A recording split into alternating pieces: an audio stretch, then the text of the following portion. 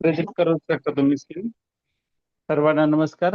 आजच्या सेशन मध्ये CDP चा सिलेबस आपण पाहणार आहोत. डॉक्टर पूनम मोराळे मॅडम आपल्या सोबत आहेत आणि गेलेले TET आणि CTET मध्ये मॅडमनी खूप छान प्रकारे CTET साठी आणि TET साठी मार्गदर्शन केलेलं आहे आणि आता देखील तुम्हाला पूनम मॅडम मार्गदर्शन करणार आहेत.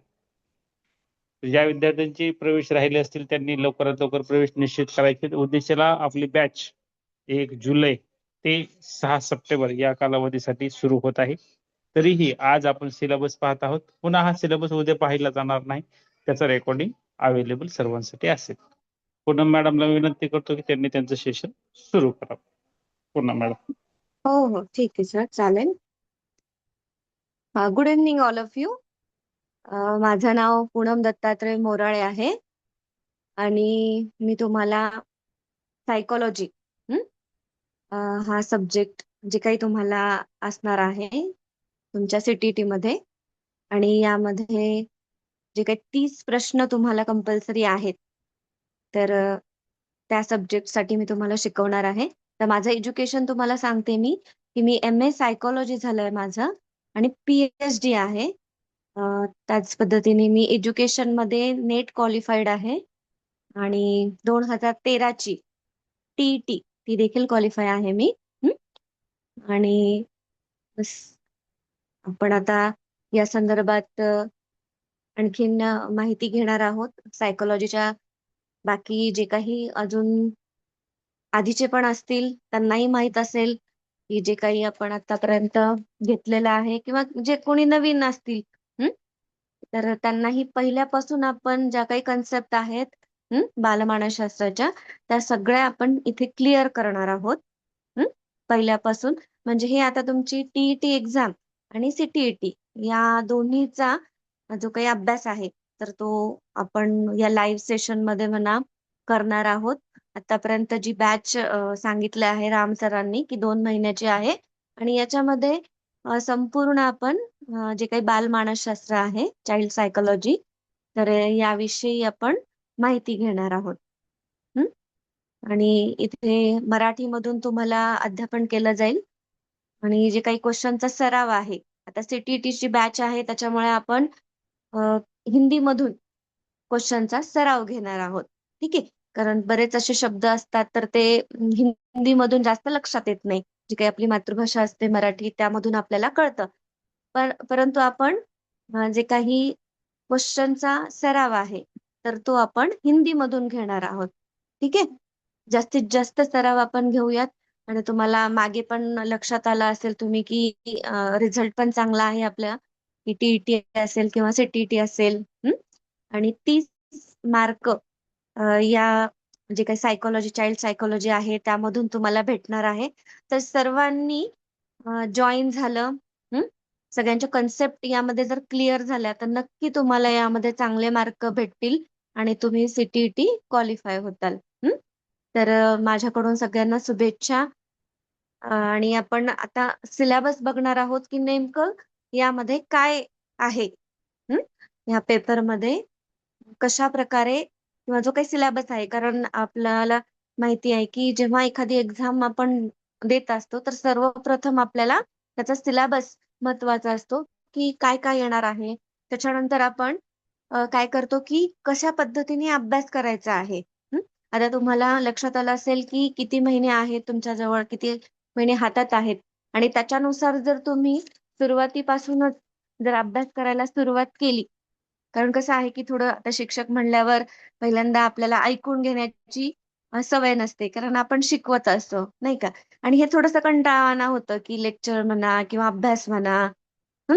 परंतु तुम्ही सरावाने किंवा हे लेक्चर अटेंड केल्यामुळे या गोष्टी सहज आणि सुलभ होऊन जातात. तर त्यामुळे माझी सगळ्यांना अशी विनंती आहे की जास्तीत जास्त म्हणजे तुमचा सहभाग यामध्ये नोंदवा. आणि इथे मीच काय की इतरही प्राध्यापक आहेत, चांगल्या पद्धतीने ते अध्यापन करतात. प्रत्येक जण आपापले 100% हे देत आहेत आणि देणार आहे तिथून पुढं. आणि जास्तीत जास्त क्वेश्चनचा सराव देखील आपण या सेशन मधून घेणार आहोत. तर त्यामुळे कुठलाही सेशन मिस करू नका. ठीक आहे, एखाद्या मिस झाला तर जे काही रेकॉर्डिंग आहे तर ती देखील अवेलेबल आहे. तुम्ही किती वेळाही बघू शकता ती. हं? आणि हे जे काही 2 महिने आहेत तुमच्याकडे, तर व्यवस्थित टाइम टेबल करून जर तुम्ही सुरुवात केली आतापासूनच अभ्यासाला, हं? जे काही लेक्चर होतात आणि लेक्चर झाल्यानंतर त्याचं वाचन केलं, त्याची प्रॅक्टिस केली, तर हळूहळू ते समजायला लागतं. आणि एकदा समजायला लागला भाग की मग तो कसं होतं की इझी होऊन जातो. कुठलीही गोष्ट पहिल्यांदा कसं अवघड वाटत असते आपल्याला, है ना? परंतु जसं जसं आपल्याला त्याच्यामध्ये कळायला लागतं तसं तसं आवड निर्माण होते.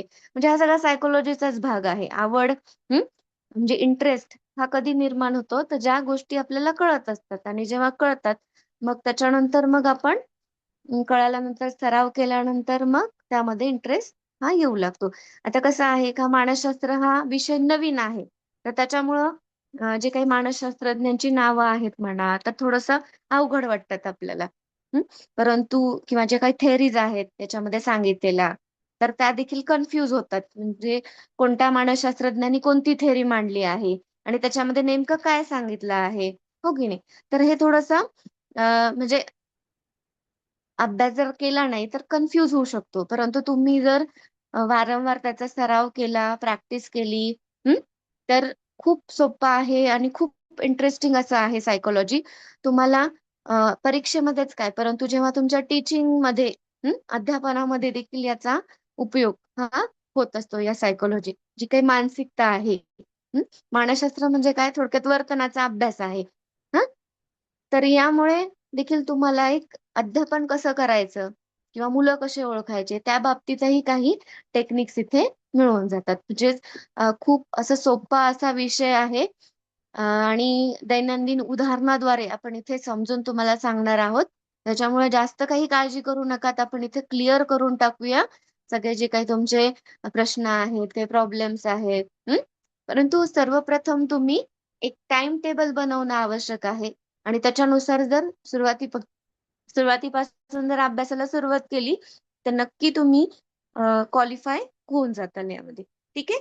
तर आता आपण सिलेबस बघूयात की काय काय यामध्ये सिलेबस आहे. तर तो काही जणांना माहिती असेल, परंतु काही जे काही नवीन आहेत तर त्यांच्यासाठी आपण रिपीट बघूया की सिलेबस नेमका याच्यामध्ये काय सांगितला आहे तो.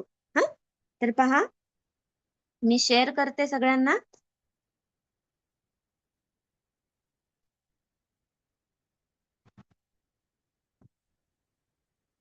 एकच मिनिट हा.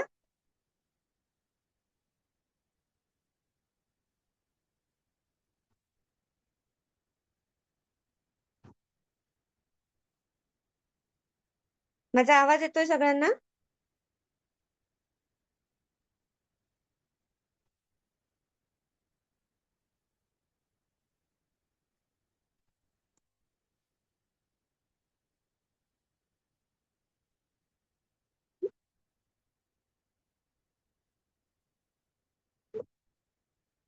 हम्म.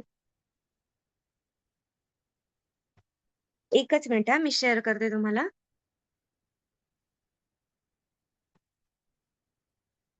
हम्म. हम्म. बघा, दिसत आहे. हम्म.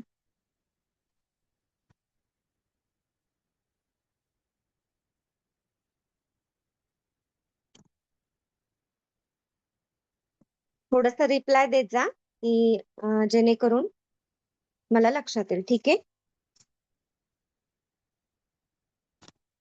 तर यामध्ये लक्षात आलं असेल तुम्हाला की जे काही क्रायटेरिया दिलेला आहे तुम्हाला, जे काही मार्क्स आहेत, हं? तर यामध्ये चाइल्ड डेव्हलपमेंट अँड पेडॉलॉजी, तर याला तुम्हाला 30 मार्क आहेत. ठीक आहे. प्रत्येक जो काही क्वेश्चन आहे तर तो एका मार्काला असणार आहे आणि 30 क्वेश्चन आहेत. तुम्हाला शेअर करतील राम सर. ठीक आहे. स्क्रीनशॉट वगैरे म्हणजे तुम्हाला सगळं टाकून देतील सिलेबस, त्याच्यामुळे ती काळजी करू नका तुम्ही. हं? आणि घेता येत असेल म्हणजे स्क्रीनशॉट. स्क्रीनशॉटचा तर ऑप्शन बंद आहे, चालू करून हा देतो सगळ्यांसाठी. एकच मिनिट आहे, चालू करून देतो. हा, ठीक आहे. नाही तर सर सिलेबस पाठवून द्या तुम्ही, असं काही. हो, पाठवलाय ग्रुपवर. तरी देखील काही हा जणांना स्क्रीनशॉट पाहिजे त्याचा, चालू करून बरं. दिलाय. बघा ऑप्शन. हम्म. बघा ओके, आता चालू आहे पहिल्यांदा आता. तुम्हाला लक्षात आलं. ओके, ठीक आहे, थँक्यू सर. तर हा फर्स्ट आहे पेपर आणि तो कंपल्सरी आहे सगळ्यांसाठी. हा, तर तो कोणता आहे? Child development and pedology. तर याला तुम्हाला किती असणार आहेत? 30 क्वेश्चन आहेत आणि 30 मार्काला असणार आहे. आणि ह्याची लँग्वेज जी काही आहे तर ती हिंदी लँग्वेज मधून तुम्हाला सीटीटी ही द्यायची आहे. ठीक आहे, तर आपण मराठीमध्ये आणि हिंदीमध्ये दोन्ही सिलेबस बघूया म्हणजे तुमच्या लक्षात येईल. हा दुसऱ्या सब्जेक्टचा आहे. आपण सायकोलॉजी काढूया, चाइल्ड डेव्हलपमेंट.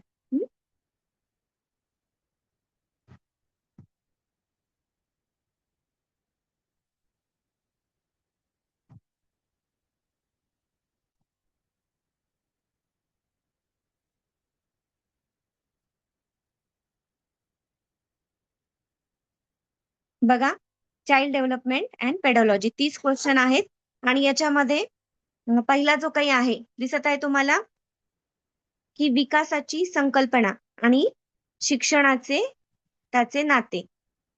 त्याच्यानंतर आहे पहा सेकंड, मुलांच्या विकासाची तत्व.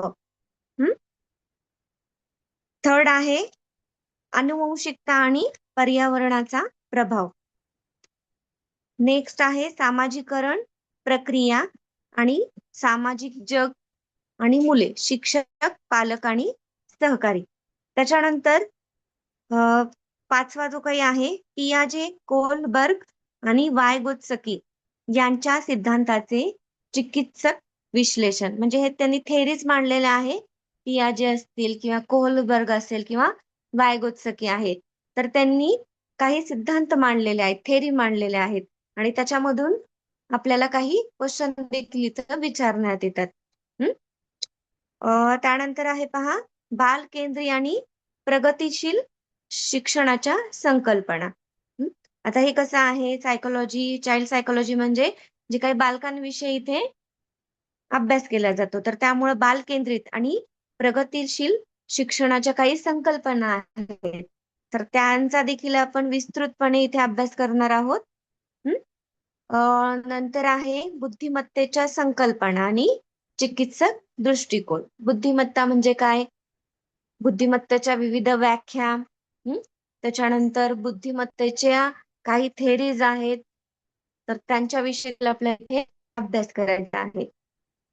बहुआयामी बुद्धिमत्ता ही देखील आहे पहा, बहुआयामी बुद्धिमत्ता.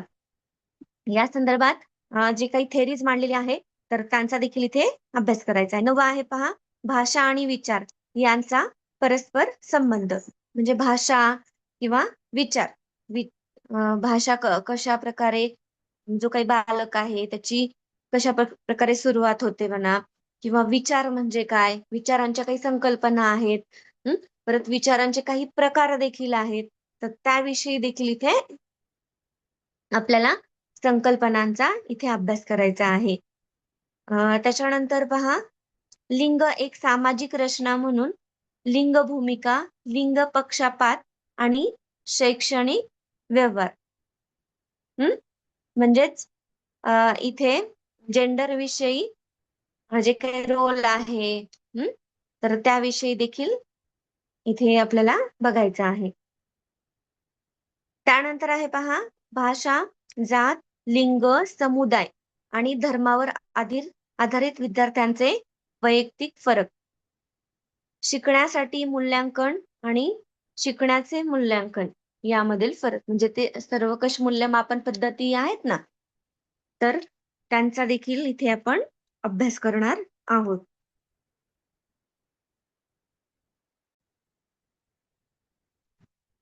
नेक्स्ट आहे पहा शाळा आधारित मूल्यांकन, सातत्यपूर्ण आणि सर्वसमावेशक मूल्यमापन. जे काही मूल्यमापन आहे कशा पद्धतीने मूल्यमापन केलं जातं, शाळांवर आधारित असेल किंवा सातत्यपूर्ण असेल किंवा सर्व समावेशक मूल्यमापन. त्याच्यासाठी कोणकोणत्या चाचण्या वापरल्या जातात तर त्यांचा देखील आपण इथे अभ्यास करणार आहोत. नेक्स्ट आहे विद्यार्थ्यांच्या तयारीच्या पातळीचे मूल्यांकन करण्यासाठी योग्य प्रश्न तयार करणे. नेक्स्ट आहे वर्गातील शिकणे, चिकित्सात्मक विचार वाढवणे आणि विद्यार्थ्यांच्या यशाचे मूल्यमापन करणे. त्याच पद्धतीने इथे हिंदीमध्ये हा सिलेबस आहे पहा. विकास की अवधारणा आणि अधिगम से उसका संबंध. बघा हे म्हणजे शब्द थोडेसे अवघड वाटतात की नाही, परंतु जेव्हा आपण याचा वारंवार जर सराव केल्यानंतर हे कळून जातं. तर त्यामुळे पहिल्यांदा तुम्हाला मराठीतच सांगितलं. मराठीत जर वाचला तर तो इझी वाटतो आणि हिंदीमध्ये कधी-कधी ते शब्द लक्षात येत नाही. मग त्यावेळेस आपण इंग्रजीमध्ये म्हणा हे शब्द लक्षात येतात. तर हा जो हे आहे वर सांगितलेलं, तर तसाच काय केलेलं आहे हिंदीमध्ये हा सिलेबस आहे. आता हा जे काही क्वेश्चन आहेत पहा, तर हे हो तुम्हाला भेटून जातील ना. PDF पण भेटून जातील. आता हे आहे ना, तर चाइल्ड डेव्हलपमेंट हे 15 क्वेश्चन आहेत 15 मार्कांसाठी. एकूण 30 क्वेश्चन असतात की नाही.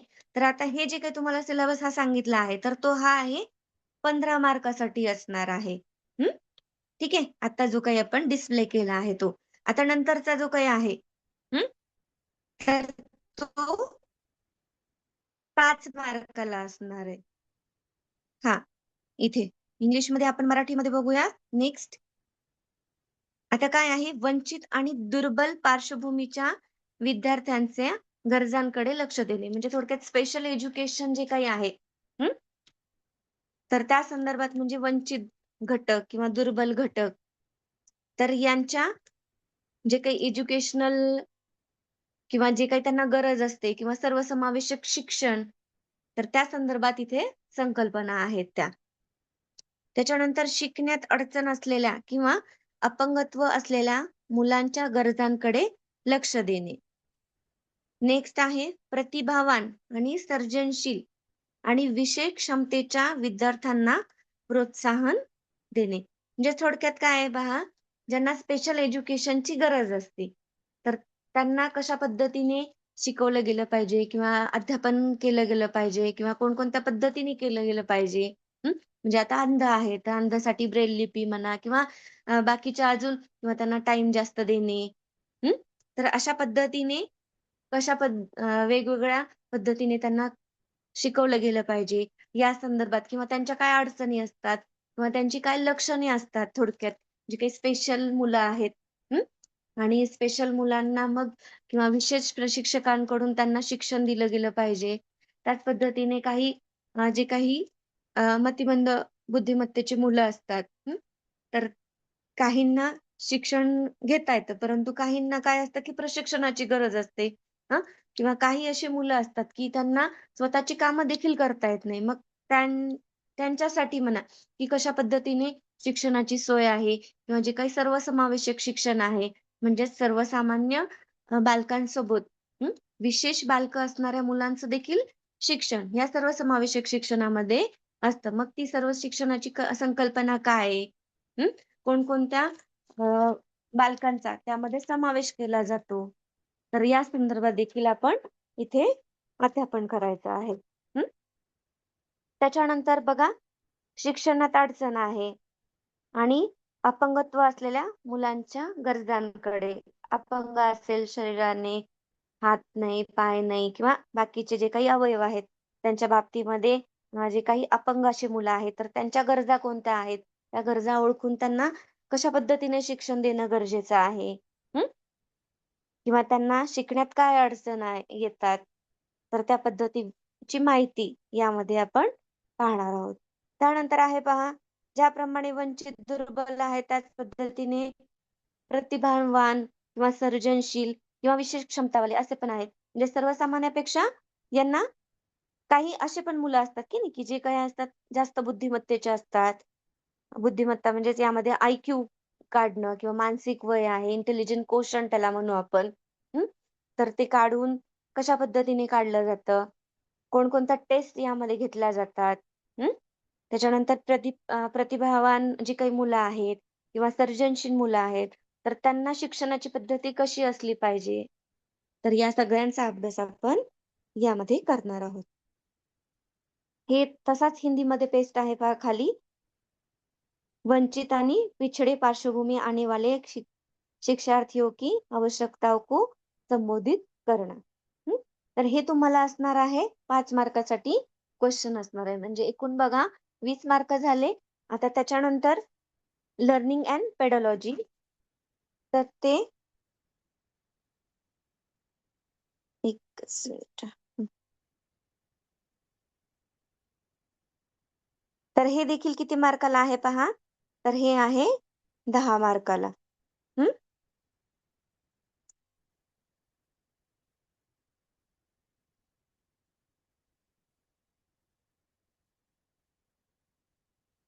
आलं लक्षात? आता याच्यामध्ये काय आहे, मुलं कशी विचार करतात किंवा कशी शिकतात, शालेय कामगिरी अपयशाची कारणे काय आहेत, हं? अध्यापन आणि शिकण्याच्या मूलभूत प्रक्रिया कोणत्या आहेत, त्याच्यानंतर मुलांच्या शिकण्याच्या पद्धती, हं? शिकणे सामाजिक क्रिया म्हणून शिकण्याचा सामाजिक संदर्भ, बालक समस्या सोडवणारा आणि वैज्ञानिक संशोधन म्हणून. नेक्स्ट आहे शिकण्यातील पर्यायी संकल्पना, मुलांच्या चुका या शिकण्याच्या टप्प्याप्रमाणे समजणे, ज्ञानेंद्रिय आणि भावना, प्रेरणा आणि शिकणे. त्याच्यानंतर 9th आहे पहा शिकण्यात योगदान देणारे घटक, वैयक्तिक आणि पर्यावरणीय. तर अशा पद्धतीने हा जो काही सिलेबस आहे, तर तो आपल्याला इथे कंप्लीट करायचा आहे. याच्यामध्ये हिंदीमधून देखील आहे पहा, बच्चे कैसे सोचते हैं और सीखते हैं, विद्यालय प्रदर्शन में असफलता के कारण कौन से हैं, किंवा असफल होते हैं विद्यार्थी, तर त्या संदर्भात देखील बघायचंय. त्याच्यानंतर शिक्षण आणि अधिगम की मूलभूत प्रक्रिया आहे, बच्चों की सीखने की रणनीतियां, अधिगम एक सामाजिक क्रिया के रूप में, अधिगम का सामाजिक संदर्भ.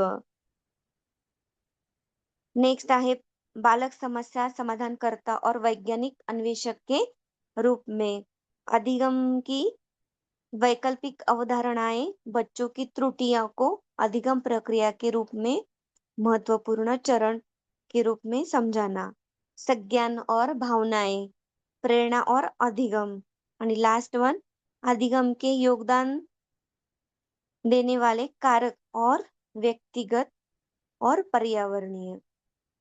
असे एकूण हे 10 मार्काला तुम्हाला असणार आहेत. म्हणजे टोटल लक्षात आलं किती आहे, तर 30 मार्काचं हे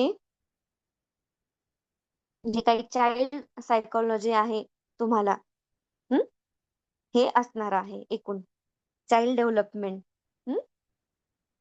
अँड पेडॉलॉजी. लक्षात आलंय हे. हा सिलेबस तुम्हाला असणार आहे 3 टप्प्यामध्ये आहे.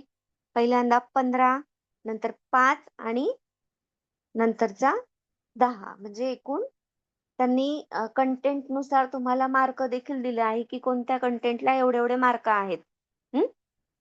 त्याच्यानुसार मग तुम्हाला हा सिलेबस समोर ठेवून अभ्यासाला सुरुवात करायची आहे. तर नवीन वाटतो आपल्याला, परंतु जसं जसं आपण शिकवत जाऊ, कळत जाईल काय काय याच्यामध्ये थेरीज सांगितलेल्या आहेत. बऱ्याच अशा आहेत की अधिगमच्या संदर्भात म्हणजेच अध्ययनाच्या बाबतीमध्ये थेरीज आहे, किंवा हे जे काही आहे वायगोत्स्की असतील किंवा पियाजे आहे, त्यांनी शिक्षणाच्या संदर्भात कशा प्रकारे थेरीज मांडलेल्या आहेत. तर त्याच्याविषयी देखील क्वेश्चन हे आलेले आहेत. तुम्ही मागच्या वर्षीचा जर पेपर बघितला तर तुम्हाला लक्षात येईल याच्यामध्ये की कशा पद्धतीचे या सिलेबस नुसार क्वेश्चन विचारलेले आहेत. म्हणजे काय करायचं पहिल्यांदा की एक 2-4 वर्षाचे प्रिव्हियस इयरचे क्वेश्चन पेपर जर तुम्हाला भेटले तर तुमच्या लक्षात येईल की कशा पद्धतीने क्वेश्चन हे विचारले जातात. सिलेबस समोर ठेवायचा, क्वेश्चन पेपर देखील समोर ठेवायचा. प्रत्येक विषयाचा असं तुम्ही करू शकतात आणि मग त्याच्यानुसार मग अभ्यासाला सुरुवात करायची. अशा रीतीने हा तुमचा सिलेबस इथे असणार आहे.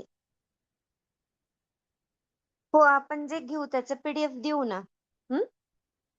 म्हणजे सिलेबस काय सांगितलंय की नोट्स म्हणजे जे आपण शिकवू ना तर त्याचा PDF तुम्हाला भेटून जाईल. हं? ठीक आहे? काय रिक्वेस्ट होती बोला, कल्पना मॅडम? हां, हे तर चालूच असणार आहे ना आता. टी-टीचा म्हणा किंवा सी-टी-टीचा हे 2 महिने स्टार्टच असणार आहे. हं? तर त्यामुळं आता ही तुम्हाला संधी आहे. हं? पॉझिटिव्हली घ्या, की ठीक आहे ज्यांचा अभ्यास झाला होता, हं, परंतु ज्यांचा नाही झाला किंवा तुम्ही देखील आणखीन जास्त सराव करू शकतात.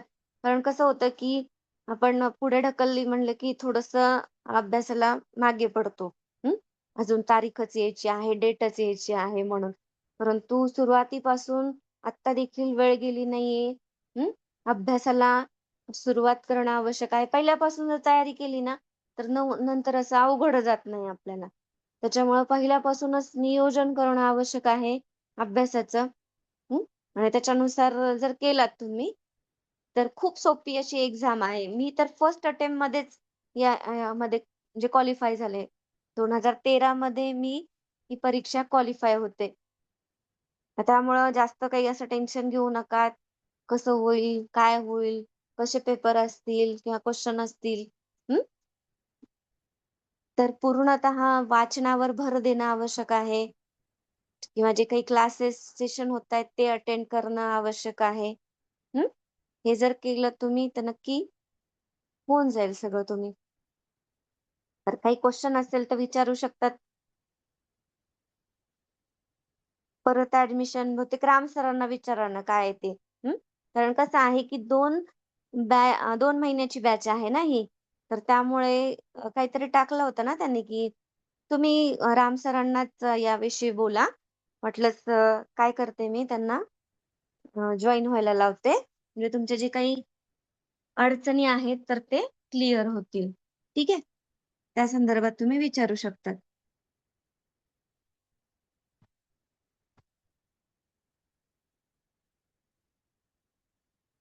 ऑल सब्जेक्टच्या नोट्स तर सांगत नाही, पण मी माझं सांगते तुम्हाला, की माझं झाल्यानंतर मी तुम्हाला PDF सेंड करेल. हं. कारण आता ज्याचं त्याचं जो तो प्रत्येक विषयाचं वेगळं असेल ना. तर त्यामुळे मी जे काही सायकॉलॉजीच्या आहेत, चाइल्ड सायकॉलॉजीच्या जे आपण घेऊयात सेशनमध्ये, तर ते मी लगेच तुम्हाला PDF स्वरूपात टाकून देईल, की हे आपण हा सिलेबस जो काही भाग आपण आता शिकवलेला आहे, तर तो मी तुम्हाला तुमच्या ग्रुपवर टाकून देत जाईल PDF त्याची. ठीक आहे? अजून कोणाला काही विचारायचंय का?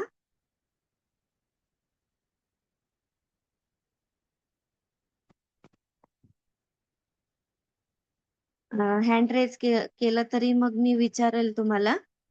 असं टाइप नको असेल तर म्यूट करेल. त्याच्यामुळे कुणाला अडचण असेल तर विचारू शकतात.